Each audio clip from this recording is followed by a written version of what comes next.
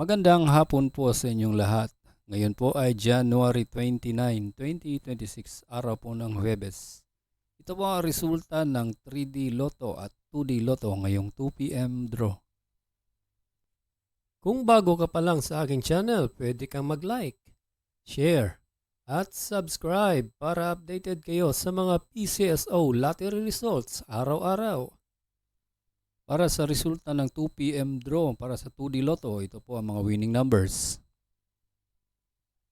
27 and 3 in exact order.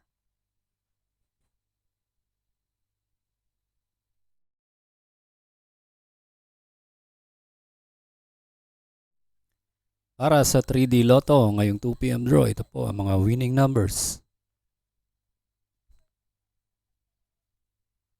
5, 7, and 9 in exact order.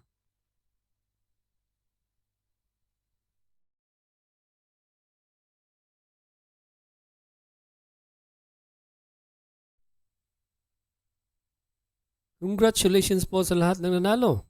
At kita-kits po tayo mamayang 5 p.m. draw. Thank you for watching. God bless us all.